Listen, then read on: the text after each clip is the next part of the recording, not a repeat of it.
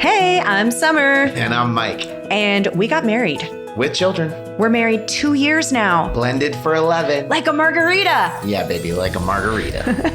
And you're listening to the Everything Always podcast. Want to tell them why we do this? We do this because blending families isn't easy. There's step-parenting, co-parenting, his ex, Her ex. schedules, sibling rivalry, Money issues. custody issues. Dating and relationship issues. It's a whole lot of stuff. Blended with a whole lot of good stuff. And we're here to talk about all of it because we've done most of it. We might not be experts, but we've learned a lot. And we're still learning, and we want to share that with you. Thanks for joining. Now let's go. Okay, we are Mike and Summer. Well, hello, everyone. Everything Always podcast. Welcome back to another episode. Today is a very special episode because we're coming to you live from the 215 freeway. We're recording live. You're not hearing this live, but we are recording live in the car because we've had a lot going on. And we had to take this drive. We'll tell you why in a minute. We had to take this drive together, and Mike was like, can we just record the podcast in the car? We've been having a lot of trouble finding time to dedicate like an hour to just sit down and be focused. And today we had an opportunity where we had to drive up to this beautiful place called Moreno Valley. Why are you laughing? It's so rude. What I can say is it's a little bit outside of our normal bubble of, Rancho Bernardo and San Diego. But we're driving up here. We had to pick up some materials. And what a perfect time for a podcast. So when he says materials, here's a little update on us. We have moved out of our house, and we actually bought a new house right before the quarantine started, actually. And that delayed us a little bit in our escrow. Delayed us a little bit, to say the least. It, like 2 months. It slowed us down. 2 months. COVID style. It did. It slowed us down a lot. And so the house is we are fixing up the house. If you know us and you know our like the way we like to move is we like to buy houses that need a lot of love. Mm-hmm. We put the love in, and then we make them exactly the way we like them. So we're in the process of doing that right now. We're like refugees. We've lived in 2 different Airbnbs now since we moved out of our last house. Man, we are bouncing around. We're bouncing around with kids. Scrambling quickly to try to get the remodel done so that we can move into a place that has, what's the criteria for being able to move in? Shower, kitchen, bed. I don't even think kitchen. I think bed. Not even kitchen, but I think if we have a functioning toilet and a shower. True. And by kitchen, I mean Keurig and potentially a microwave. Right? Oh, baby, that's easy. We can do that now. We can. We can do that in the car. So here we are on another Mulder adventure. And that is why we took this drive, because we're on a timeline to try and get into our house as soon as we can. And we need to get materials at whichever store has the materials we want, so that people that are ready to install those materials. You see, a normal couple would do something along the lines of, let's order this stuff, give it the 2 to 3 weeks, get it delivered. We're like, well, we like this one. They have half of it in San Diego. Where's the other half in stock? An hour and 40 minutes away? Let's just drive up and pick it up since they're supposed to install it tomorrow. All of that can be extremely stressful on a couple, so much so that they can break up. It brings out all the things that make you go. Now, don't get any ideas. Summer's not really trying to say that she's leading up to our big announcement. We have no big announcement. Actually, we were just talking about this last night. We've been through a lot of home stuff, remodel. We're pretty groovy at getting through the hard stuff. It's kind of, we get into adventure mode and it's all good. It rarely brings out the Puerto Rican in summer. Rarely. And to all of our Puerto Rican listeners, I don't mean that in a bad way. I just mean pure liquid fire. Like fireballs in the eyeballs. Fiery is a good thing. If you have fire in you, congratulations. I'm not saying it's a bad thing. If you have Latin blood in you, congratulations. I'm saying she rarely throws things. Rarely. I actually don't really throw anything. I know you'd like to. That would go with my Puerto Rican side so well, but I don't really throw anything. No, we're not going to. Maybe words. I might throw some words.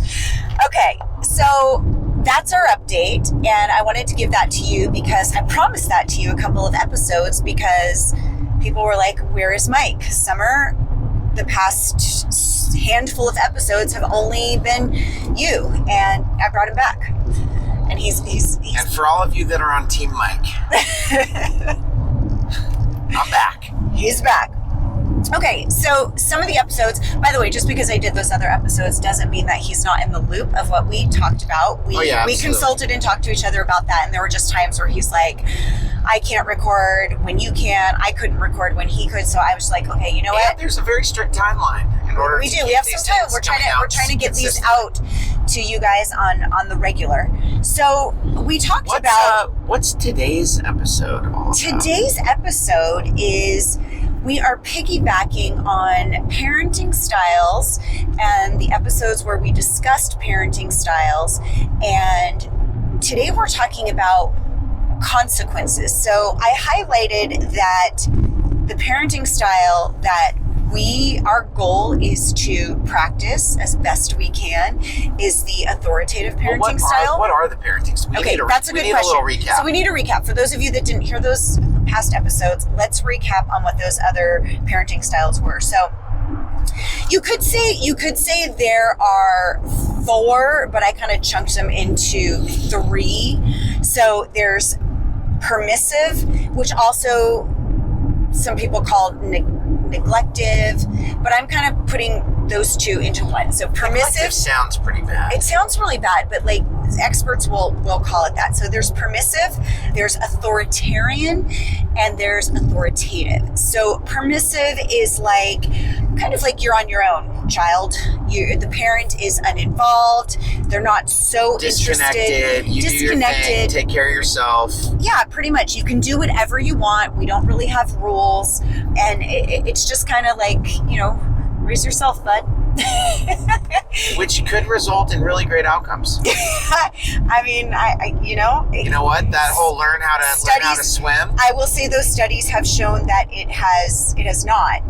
Permissive parenting, which like avoids confrontation, has low expectations. Not building winners. You're not really built. Yeah, you're kind of. It actually results in low self-esteem and low self-confidence, which is very interesting. Of course, this is all based on studies. You can do this yourself. I went to this amazing place called Google. What? You've heard of Google? I've heard of the Google. It's amazing. It knows everything. So that's where I find my research.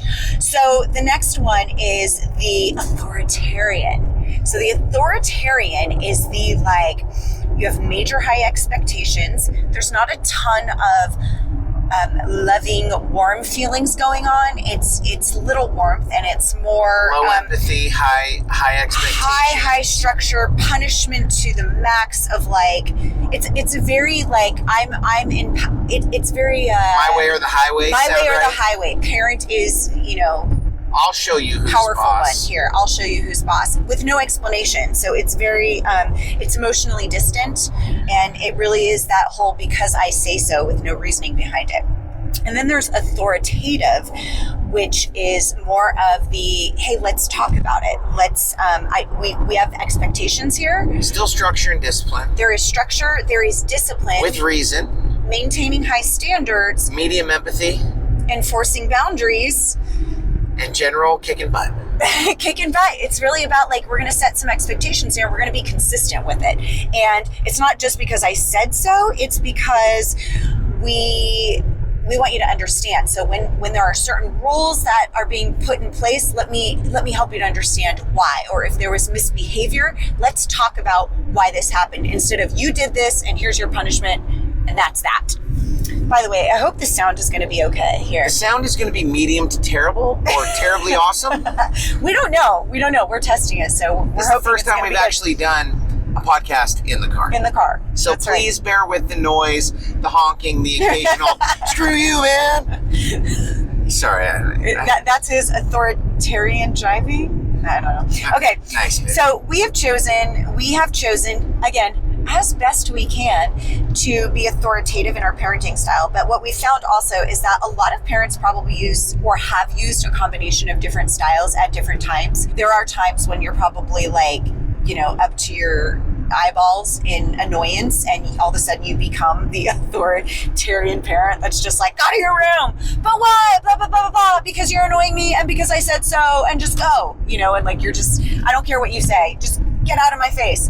Or there's that kind of permissive where you're in quarantine and you're like, I have 5 hours of work that I have to do today and be on Zoom calls, and I just need you to like be on your own and take care of yourself. So can you please homeschool yourself? That type of thing. I'm just saying. Good luck. Call me when you're 18. I think there's a lot of people going, yes, that was me.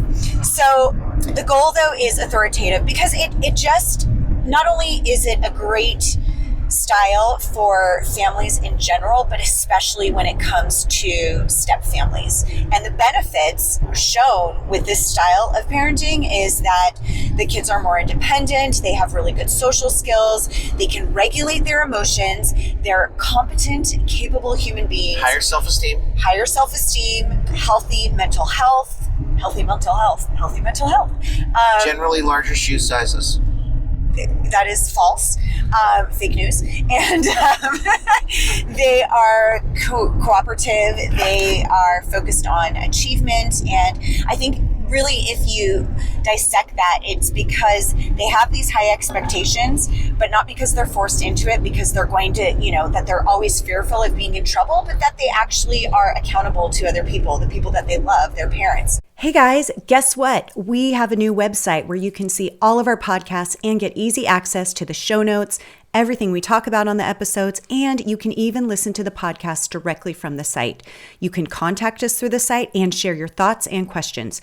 Check it out at www.everythingalways.co. That's www.everythingalways.co. And you can also follow us on Facebook and Instagram at everythingalwaysco.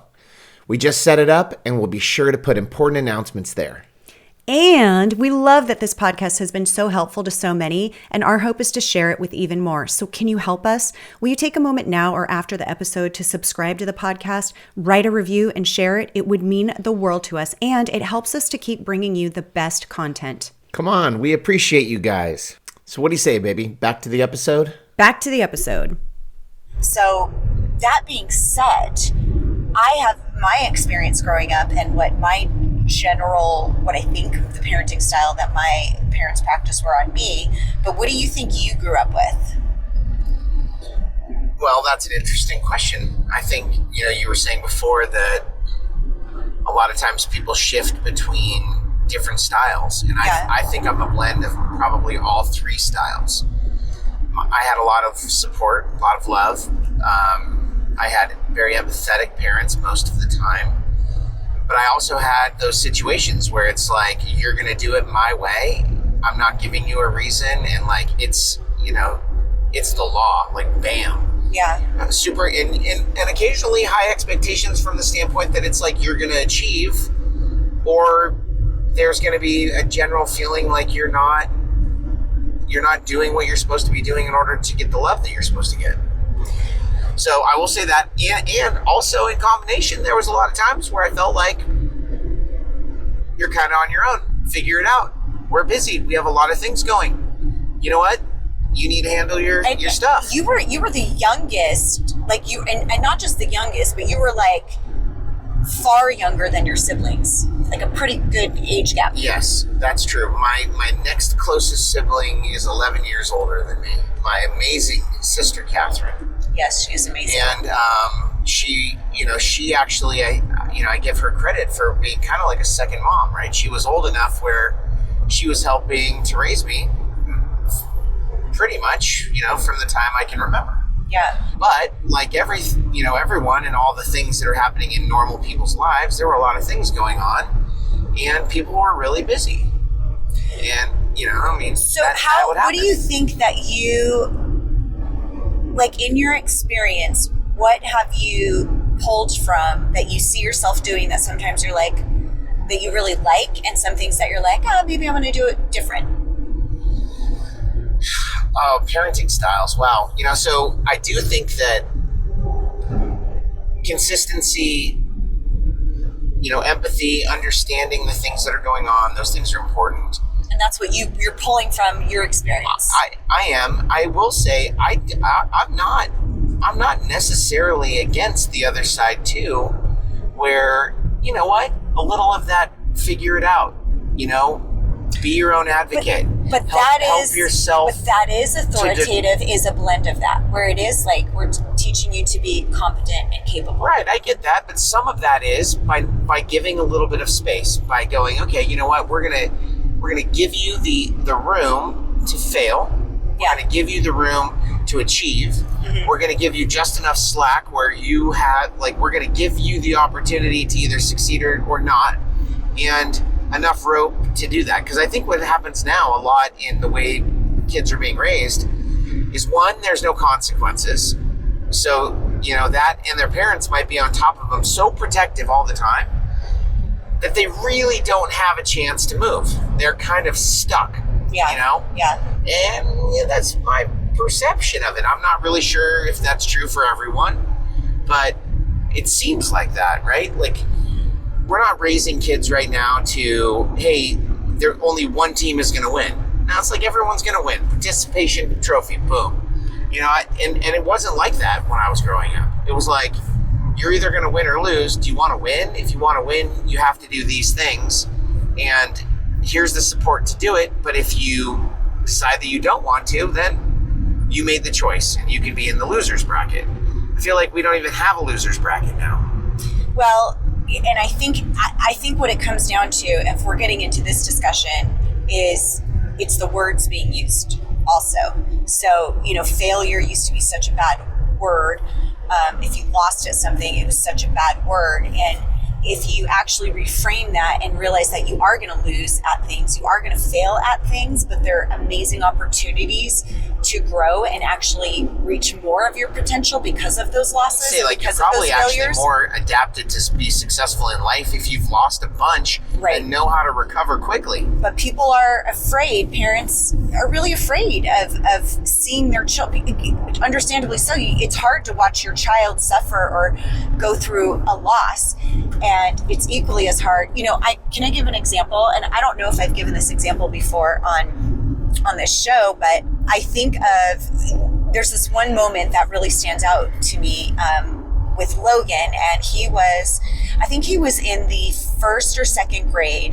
And he's always been a pretty mini Logan. Mini Logan. Yeah, now he's not mini. He's not mini anymore. He's a little man.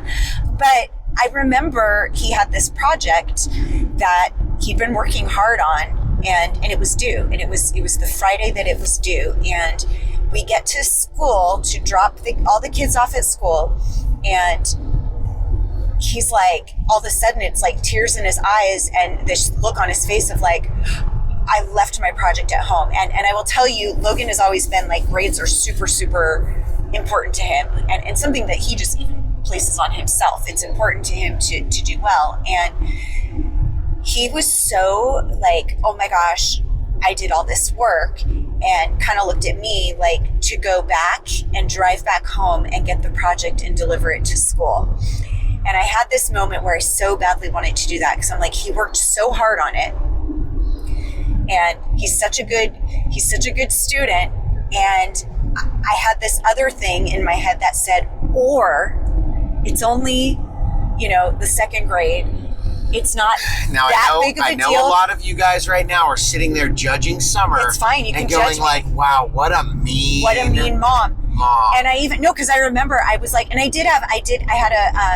I had a call, a phone call that I had to do, and it was with my business partner at the time, and we were going to talk. We had a meeting scheduled on the phone, and so I had told him, I was oh my gosh, I feel so bad, and he's I was literally shell shocked by my own self, because I'm I just I want to cry so bad, because I just let Logan off at school. He left his project at home. I could have driven back and I could have gotten the project for him. But then there's this thing inside me that said, this is a great learning lesson. And it's a time where it's not going to matter so much. It's not going to be the end of the world if he doesn't turn it in. And I literally told him, I said, be your own advocate and talk to your teacher and tell her what happened.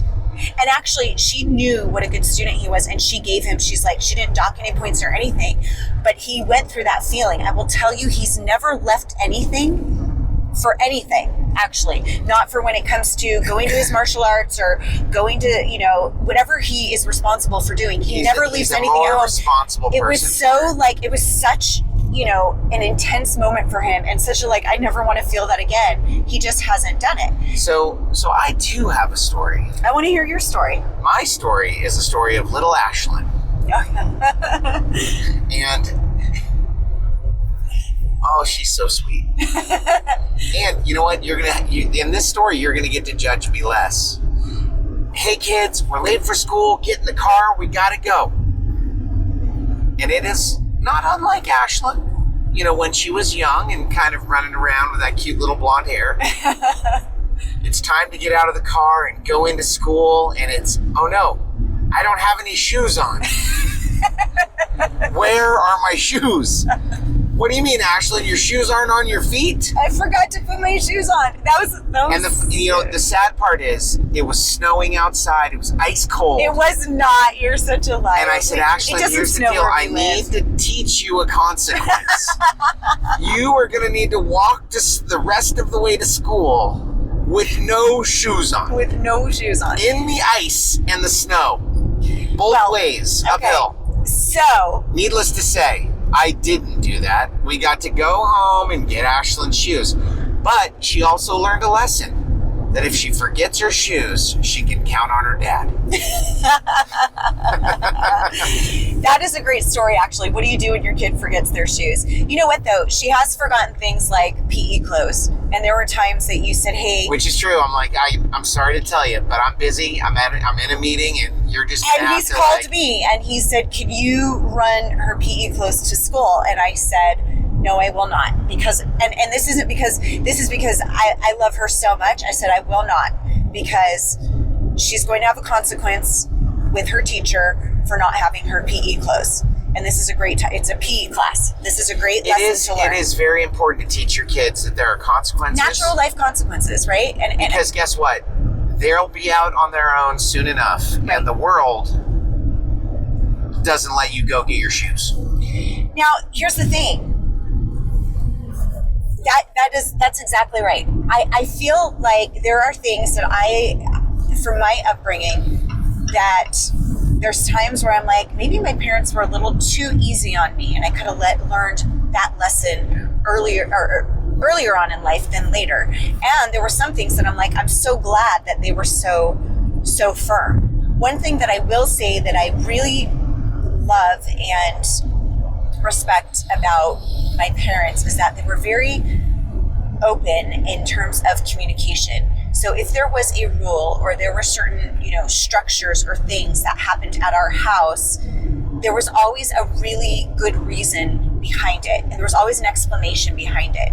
And I think sometimes, especially if you're looking at that authoritarian parenting style, it's just, these are my rules and that's it. Now, you should get to have your rules for your house. You should have them. But I think that we also need to show equal respect to our children who we're raising as respectful human beings. Why there are those reasons. They don't have to agree because it's not their house, but they should at least understand why. I need you to be home at this time just because I said so. How about because I am concerned about your safety? I want you to get a good night's rest because you have a big game tomorrow. Give them some reasons so that they, Well, it helps in their processing. It totally does. Of decision making and why. Which leads me to something else is that, when it comes to teens especially, and we talk about teens a lot because we have 4 teens right now, but... Before they were teens, they weren't teens.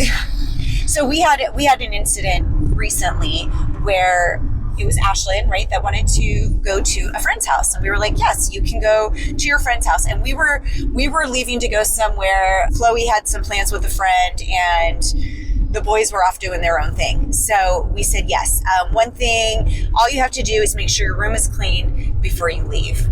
And so we then get home, and she was having an overnight. We then get home, and the room was not clean.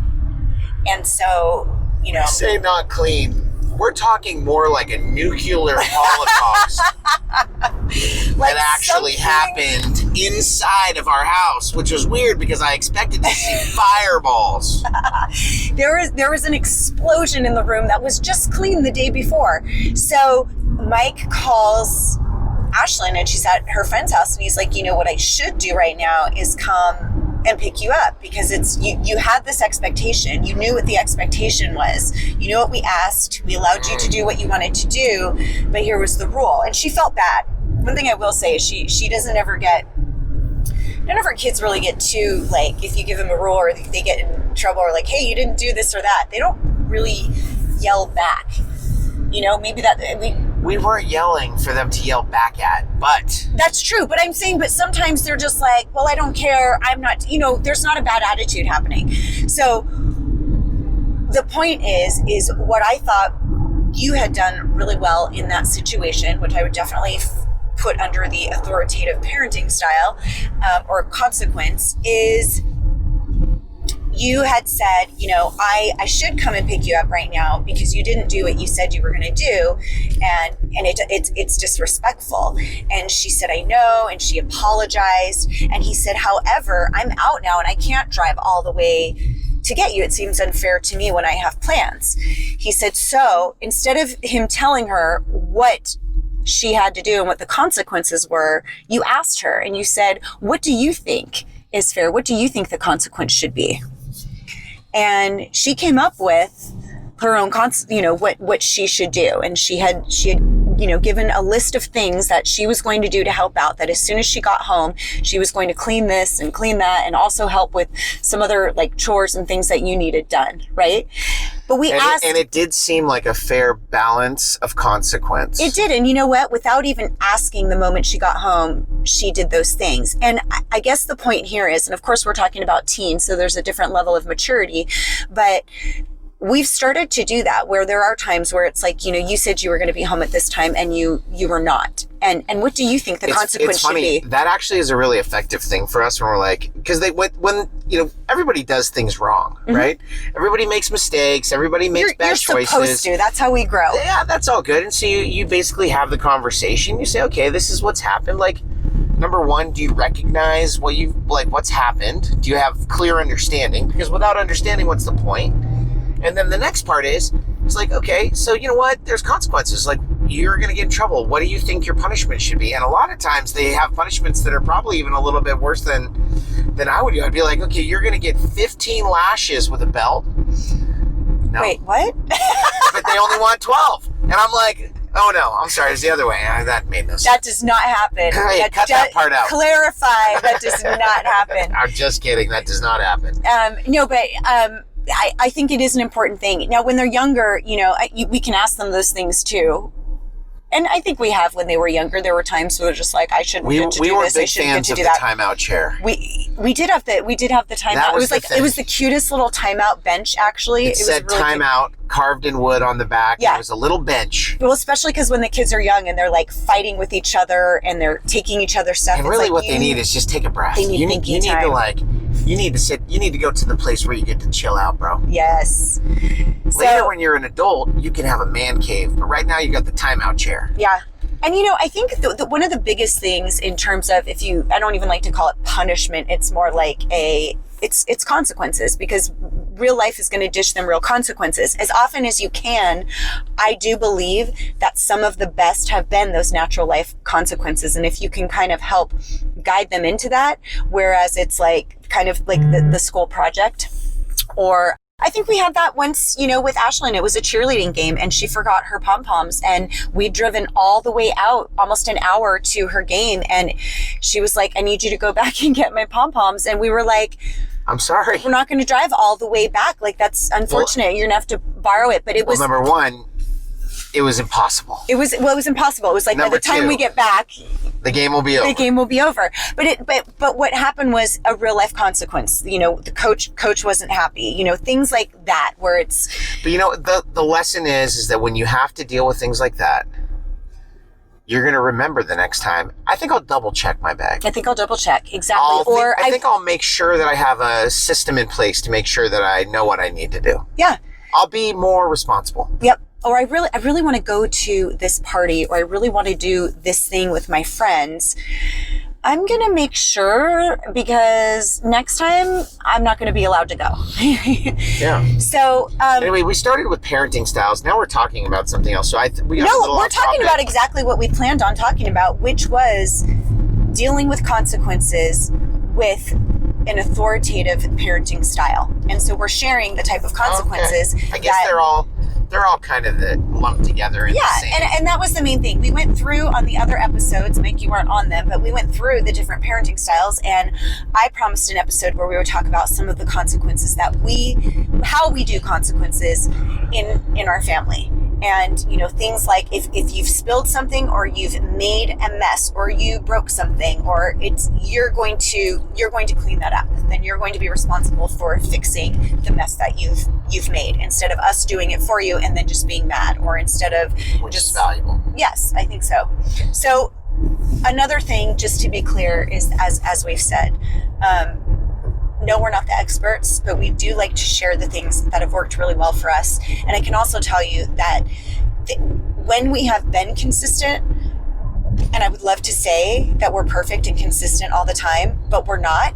When we've been consistent, there is definitely a lot more peace and harmony within our family and with the kids. There's definitely even more self-confidence and higher self-esteem with our kids, even with us. Like, moods are just better all the way around.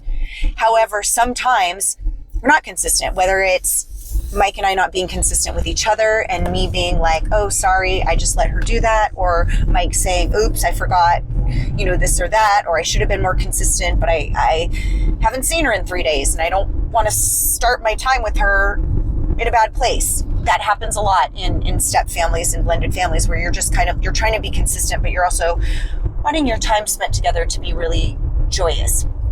But what I can say is that the more that we are consistent, the better off that we are. The times that we haven't been consistent is when more problems arise, when more, misbehaviors start, because naturally, teens they're still children, and they're still learning to become adults. And just like we do sometimes, even as adults, we try to get away with as much as we can, with as little consequence as possible. It's just human nature, right? Try to eat as many cookies as you can without gaining the 5 pounds until finally the pounds creep up and you're like, crap, now I have to go run more. Damn cookies. But when I was consistent and so healthy, I had great results. So it's kind of like that. So that's kind of our share today in terms of how we do things, what's worked really well for us. If you're interested, I would explore more. This thing called Google. The Google knows everything, just about everything, almost everything. It has a lot of people in it that tend to say that they know a lot. Anyways, do your research. This is just our share, and I hope that it's been super, super helpful. And we appreciate you guys just hanging out on our drive today. We do. Thank you so much. It's called a Drive Pod. We're actually now going to go have... Drivecast? We don't have 3 of our kids. We only have one of our children. We have Chloe, and we're going to go have some sushi with Chloe and my parents. That's the rest of our evening, and we're super stoked that we got to share the drive with you. So thank you. So as always, don't forget Everything Always podcast on all the places where podcasts are heard and listened to, and share it with someone you love, and share it with someone you don't. Be brave enough to share. Oh yeah, with sorry. Be brave enough. I'm trying to drive here and park now. And think. And say something smart. Parking, thinking, and driving. Wow.